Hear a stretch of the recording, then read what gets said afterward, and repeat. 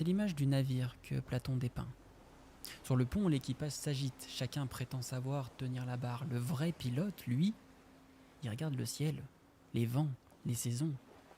Mais on le traite de rêveur, de liseur d'étoiles, de bon à rien. Sa compétence paraît froide quand le vent gifle les visages. Il n'est pas inutile pour autant, mais il est inutilisé. Ce n'est pas au pilote de supplier l'équipage de le laisser gouverner.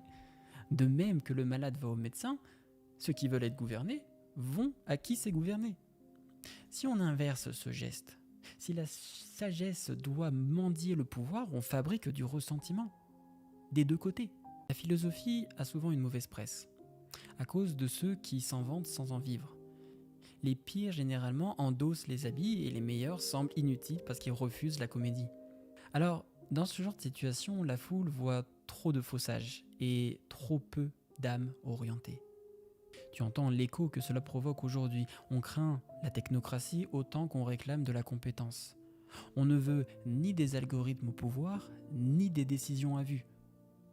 Peut-être qu'il faut une place pour l'œil du peintre, celui qui regarde l'original, le vrai, pendant que d'autres tracent le dessin des lois. L'expert sans mandat s'arroge trop, le mandat sans regard s'égare.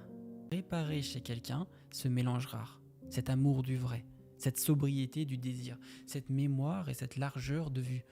Et surtout ne pas confondre sa réserve avec de l'inutilité. Parfois, si ça n'avance pas, ce n'est pas que la personne voit mal, c'est que la cité n'a pas encore appris à utiliser la vision. Est-ce que toi aussi ça t'est arrivé de déjà avoir pris un lecteur d'étoiles pour un rêveur simplement parce que le vent te pressait? Qu'est-ce que ça changerait si tu pouvais entendre ce qu'il voyait avant de juger son silence?